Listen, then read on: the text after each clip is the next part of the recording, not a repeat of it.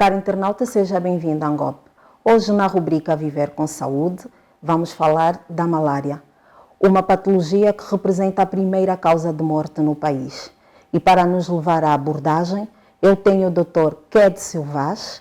Exato. Doutor, bom dia, seja bem-vindo à Angop. Bom dia, obrigado. Doutor, qual é a situação atual da malária em Angola?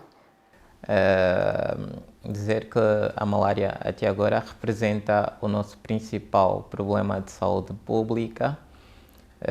No entanto, apesar de todos os esforços que têm sido levados por parte do nosso governo, ainda assim a malária representa a principal causa de absentismo laboral, vamos assim dizer também a principal causa de desintegração familiar, visto que muita gente perde os seus entes queridos no contexto mesmo da malária, e que é um problema que vem sendo arrastado há mais de 100 anos, para se ter em conta que a malária é tida como um problema de saúde pública já desde Angola, província ultramarina de Portugal. Num estudo feito durante o primeiro quartel do século XX, isso aí mais ou menos em 1923, realizou-se o primeiro congresso de medicina tropical a nível da África Ocidental, e Angola, na altura a província ultramarina de Portugal, teve a chance de acolher este congresso, e já ali era tida a malária como problema de saúde pública da colônia portuguesa naquela altura. Entretanto, passando quase 100 anos, a malária continua a fazer mortes dia após dia. Doutor, há uma grande incidência em algumas regiões. O porquê, doutor? Falando da incidência propriamente da malária, vamos olhar para Angola num todo, isso de norte a sul e do este a oeste. Angola é tida como um país tropical, e sabe-se que estas regiões que encontram-se próximo do Equador têm um clima tropical que favorece doenças dos géneros como a malária. E de acordo com a geografia de Angola, Angola é um país abençoado no que requer do ponto de vista hidrográfico, bem como também de floresta.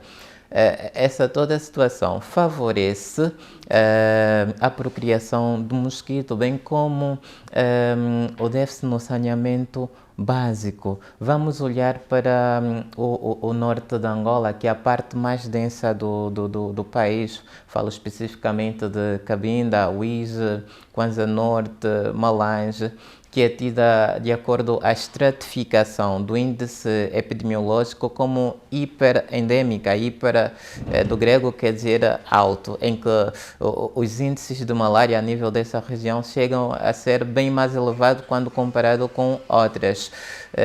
A região centro-sul, concretamente Benguela, o Ambo, é tida como endêmica estável, ou seja, ocorrem casos de malária também, mas numa proporção reduzida quando comparada com as regiões hiperendêmicas. Já a nível do sul de Angola, que de acordo à estratificação é tida como endêmica instável. O que é isso, endêmica instável? Os casos de malária não são tão constante conforme noutros sítios, portanto esta população está sujeita a surtos epidêmicos de malária, uma vez que não tem a atualização constante da sua imunidade. Essa razão que é tida como a população propensa a epidemias de malária, bem como outras patologias. Quais são as estratégias a serem implementadas para minimizar essa questão, doutor?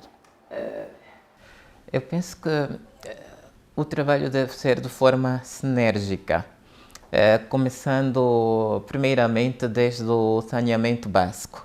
Há muito déficit de saneamento básico a nível nacional, apesar de que estamos a falar de um país cuja dimensão é grande, de 1.246.700 km², quando comparado a outros países. Angola é imenso. No entanto, deve-se trabalhar no que diz respeito ao saneamento básico. Outro aspecto é o IEC, a educação, comunicação e informação. Se é possível, quando elevarmos o nível de literacia da nossa população. O nível de literacia da nossa população ainda é muito baixo, então deve-se ensinar conforme as pessoas entendem, conforme as pessoas escrevem, de forma a resultar alguma transformação, porque a educação, quando assimilada, com certeza traz transformação naquele que aprende e as suas condutas, de acordo às suas ações sociais, mudam. Deve-se envolver as ações interministeriais. Vamos relembrar como é que o país e o mundo lutaram para o combate da recente pandemia que afetou o mundo, a Covid-19. Vimos o envolvimento do Ministério da Educação, Comunicação Social, Ministério do Transporte. Só é possível quando tiramos esses exemplos e levamos a cabo como tal, sem esquecer as medidas preventivas, que elas podem ser individuais ou coletivas. De acordo às grandes descobertas, aí no final do século XIX e no princípio do século XX, houve dois grandes cientistas, um inglês, Ronald Ross, defendia que as ações sociais, por exemplo, secagem das valas de drenagem, tinha um grande impacto naquele momento. Já surge o outro inglês, Patrick Manson. Este defendia que a proteção individual seria ou teria também o seu papel, ou seja, teria a sua resposta de acordo às medidas de combate à malária. Hoje estamos a falar do século XXI, em que nós podemos combinar todas estas medidas, desde as coletivas, bem como as individuais, o uso de repelente, o uso de mosquiteiro, evitar o uso de roupas escuras durante o período noturno, vestir-se adequadamente durante o período noturno, como roupas de mangas compridas. Falo para os militares ou polícia que dia após dia têm dado seu sangue por Angola. Em locais hiperendêmicos devem optar pela uniformização mais adequada possível, de forma a mitigar o elevado índice da malária como tal. Doutor, como é que o acesso aos cuidados de saúde afeta no tratamento ou na prevenção desta patologia? Bem, penso que o governo tem levado a cabo as suas ações e um dos grandes legados desta governação que se pode ver é a criação de infraestruturas como tal, sobretudo ligadas à saúde. Mas vamos também olhar nas pessoas que precisam dos serviços de saúde. Há muitas crenças supersticiais da nossa população. Muitos, antes de irem para os hospitais, primeiro procuram por outros caminhos. Durante o período em que fui fazendo no âmbito da malária, trabalhei com sobras, que são elementos chaves da nossa sociedade. Vê-se que a informação do nosso antepassado, bem como os hábitos herdados, é que muitos recorrem a raízes, recorrem a ervas, recorrem a quimbandeiros, recorrem a terapeutas tradicionais que, depois de constatar-se insucesso das medidas tomadas, estes acabam por acorrer aos hospitais em situações já graves, que dificultam muitas vezes a abordagem e chegam a ter um prognóstico reservado, ou seja, um desfecho não favorável para o doente. Entretanto, deve-se trabalhar muito de forma a alterar a consciencialização da população. O indivíduo que tenha sentido dores de cabeça, mal-estar, dor no corpo, sensação de vômito, deve correr rapidamente à unidade sanitária mais próxima, de forma a facilitar o diagnóstico precoce e a conduta acertada.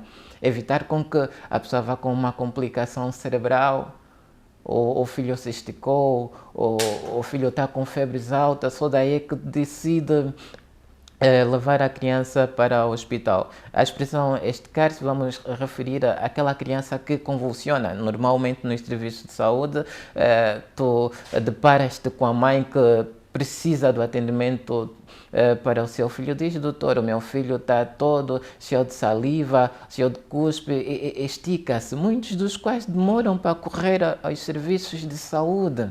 É necessário ensinar os principais sinais e sintomas da malária, aproveitar da melhor forma possível os painéis publicitários, as igrejas, porque os pastores desempenham papéis fundamentais. Hoje em dia um pastor se diz: olha, antes de dormir, antes de fazer alguma coisa, deves orar, as suas ovelhas o seguem. Assim, se nós ensinarmos a nível da igreja sobre os principais sintomas, os principais sinais da malária, com certeza que teremos algum resultado na população que aprende.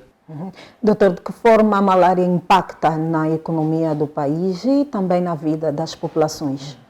Conforme no princípio eu dizia que é a principal causa de absentismo laboral, vemos que muita gente falta ao serviço porque evoluiu com forma simples ou forma grave da malária e de alguma forma reduz a produtividade. Possa ser que é um elemento essencial na sua área de atuação. A equipa é completa quando todos estão presentes. Todo mundo faz falta, independentemente se for um ou outro que faltou. Portanto, se é uma pessoa que é acometida pela malária, acaba por reduzir a produção a determinada entidade empregadora. E quanto ao impacto sobre o PIB, quando a medicina preventiva falha, fica subcarregada a medicina curativa e é muito mais custos falar da medicina curativa em detrimento da medicina preventiva.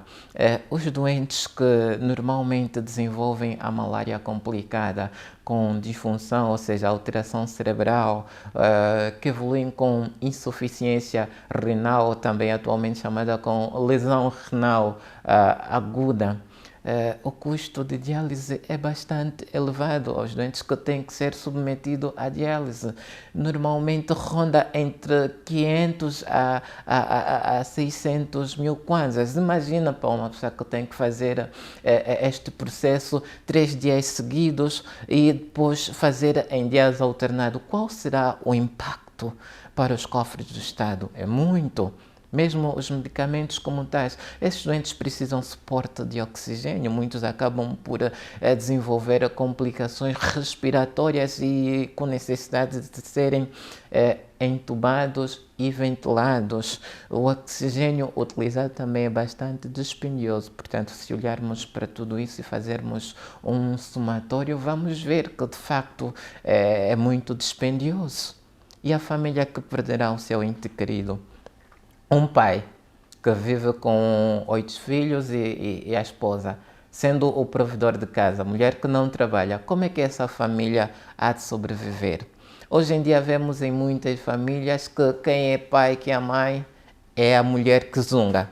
Se esta mãe seja tida como um alvo da malária e evolui de forma tórpida ou evolui para óbito, como é que ficarão estas crianças? Vemos o impacto da malária como tal. Então não é um problema de levarmos a menos, é algo que todo angolano, independentemente de onde seja, devia abraçar as cores e lutar para o combate da mesma. Doutor, existem programas educativos ou de conscientização nas escolas e nas comunidades? Como especialista, o que é que tem a dizer? É algo que devemos defender. O ensino, sendo o nosso principal problema de saúde pública, o ensino da malária desde o pré-escolar. Não precisamos de muito, desde símbolos. Conhece esse bichinho? É um mosquito. É responsável por quê? É responsável por fazer a transmissão. Não é a gente causar, mas faz a transmissão desde a picada do mosquito. Conhece esse outro bichinho?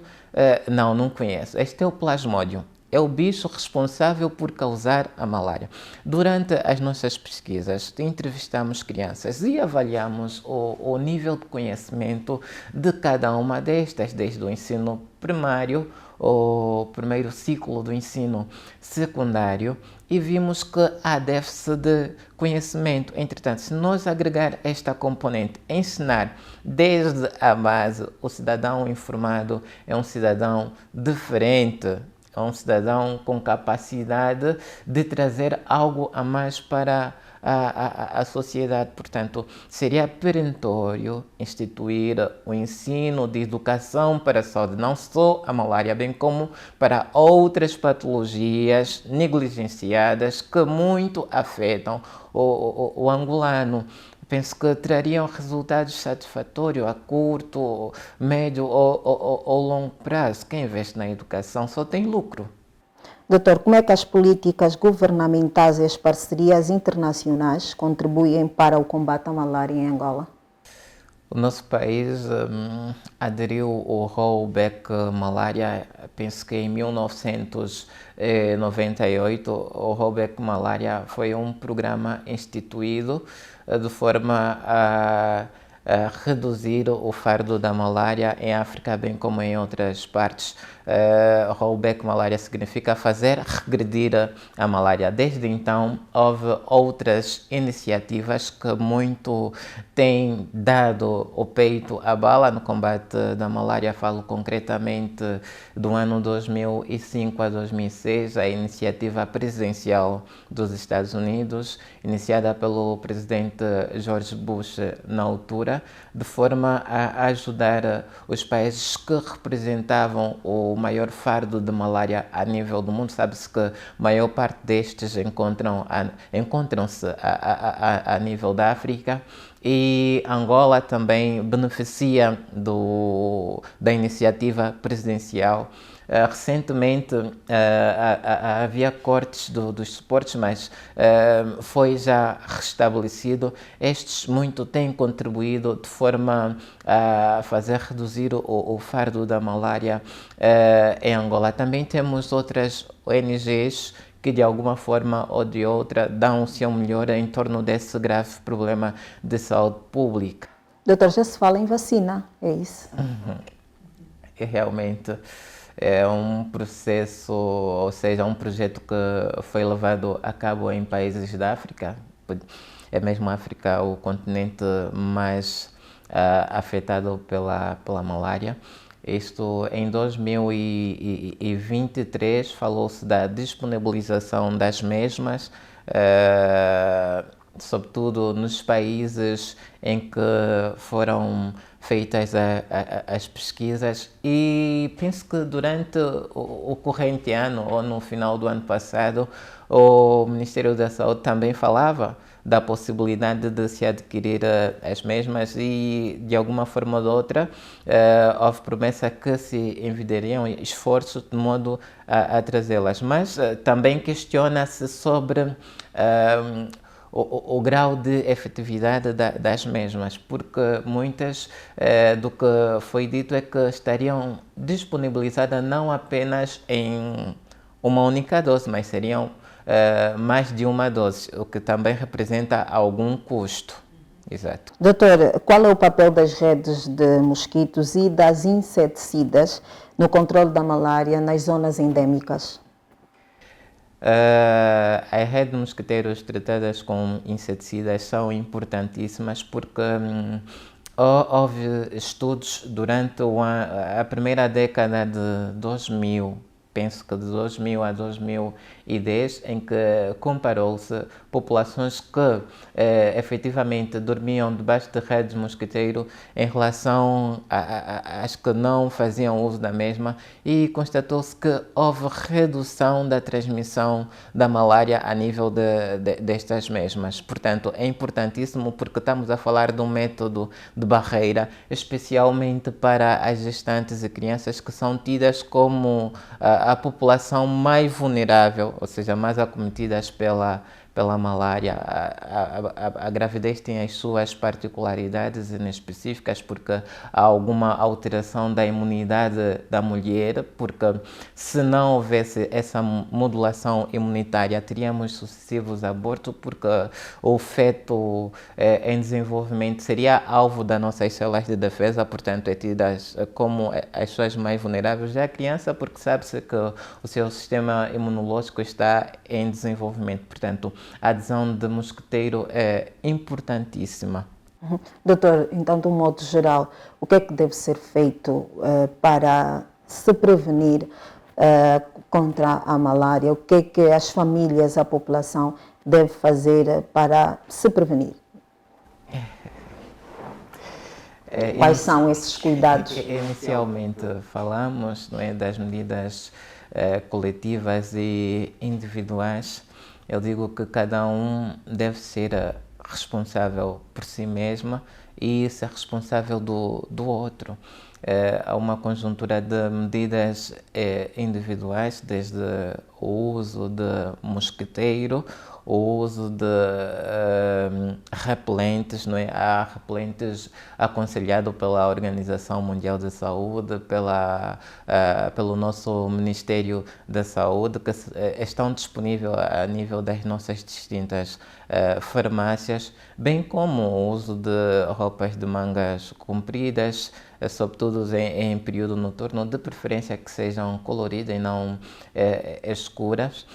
Também aconselha-se o uso de inseticidas, as pessoas chamam vulgarmente por dragão. Dragão é uma marca, não é? Aquilo é inseticidas que pode ser representada pelo próprio dragão como marca, e temos também o uso, vamos assim dizer, o Shelltox também é uma marca, é o spray em forma de inseticidas que ajuda muito, só que a população que não sabe como utilizar o spray que é representado pela marca Shelltox. Começa-se desde os lugares mais recônditos de casa, mais escuros, porque são os locais em que os mosquitos alojam-se. Portanto, atuando desta forma, bem como ao deitar, verificar se há algum recipiente contendo água descoberto, devemos encobri-lo de forma a evitar com que sejam lugares de repastos do próprio mosquito.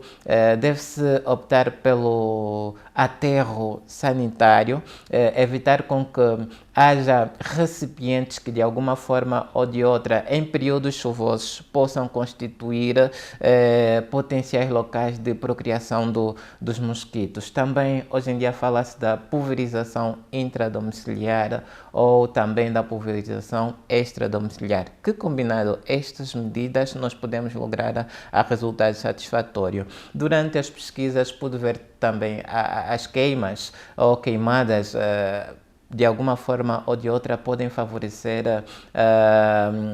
o distanciamento dos mosquitos. Temos uma planta que é utilizada como chá por muitas populações, vamos falar do chá de cachinde. O vapor do mesmo também ajuda a afugentar o mosquito. Portanto, é uma conjuntura de medidas a serem levadas a cabo, que muitas das quais são simples, sem grandes custos e que a população devia optar. Doutor, não sei se já me respondeu essa questão, mas era para falar um bocadinho sobre as perspectivas futuras para a erradicação da malária em Angola. Quais são, como especialista? Volto mais uma vez a dizer que o nosso país é grande, temos grande déficit de saneamento básico. Anteriormente contávamos com 18 províncias, hoje fala-se em 21 províncias, 21, né? Províncias, exato.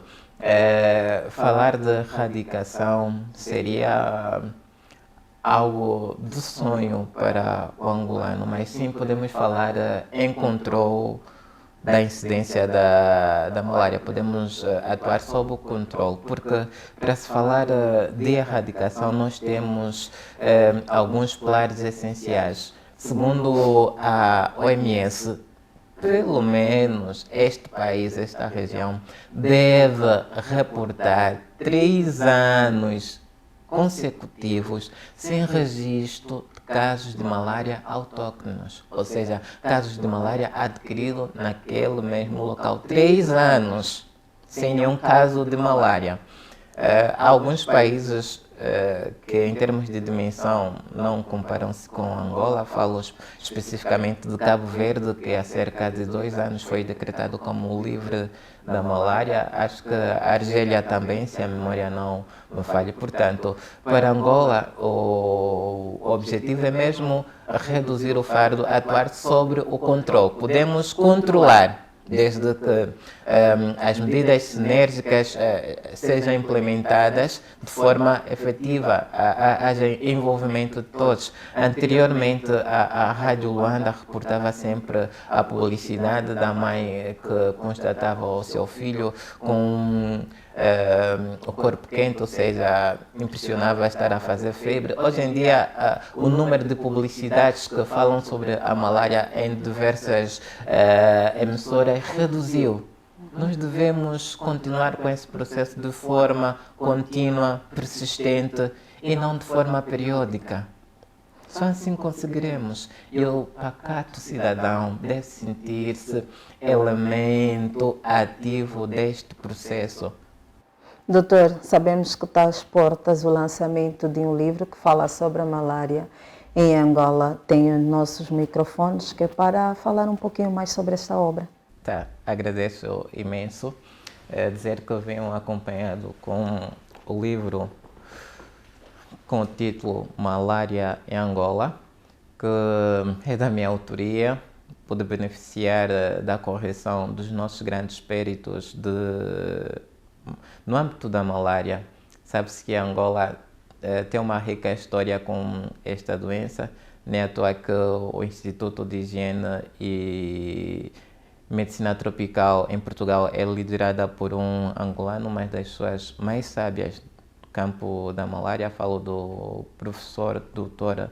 Filomeno Fortes. Portanto, na feitura deste livro pude beneficiar de grandes sábios, sobretudo a nível do Hospital Militar, Hospital Américo Boa Vida, Hospital, ou seja, a Maternidade Lucrécia Paim. Também passei pelo Hospital especializado Augusto Gangula, que muitos chamam por maternidade. Estes ajudaram na feitura e na correção da própria obra, e ele traz aspectos ligados à história, epidemiologia, clínica, diagnóstico, bem como aspecto social.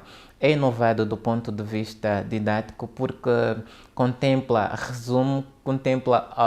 questões relacionadas com o nosso senso comum, questões relacionadas com o âmbito científico, e no final de cada capítulo tem o resumo. A seguir a um campo de exercício em que o leitor poderá avaliar o seu grau de percepção. Portanto, é um livro rico, nós convidamos-los a adquirir. Contamos consigo e vem aprender sobre a malária, que é o nosso principal problema de saúde pública. Consegue falar quantas edições tem, quantas páginas o livro tem, doutor? Tem aproximadamente 302 páginas. Exatamente. Quanto tempo levou para a sua edição? Foram cerca de 6 anos. Fiz pesquisas a nível da província de Luanda, a província de Benguela, Huambo e Huila. Na altura encontrava-me a cumprir os meus serviços militares na província de Benguela, isso no município do Cubal. Teve participação de alguém, doutor? Destes que fizeram correção, muitos foram incluídos como coautores, exatamente, de forma a dar mais peso científico, porque uma criança não anda só, é necessária a orientação de um adulto. Exato. Doutor, muito obrigada por aceitar o nosso convite. Quem agradece sou eu, muito gosto. Assim foi a nossa conversa com o Dr. Ket Silvaz, que apontou várias formas preventivas da doença malária. Espero que tenha aprendido. Até a próxima edição da rubrica Viver com Saúde.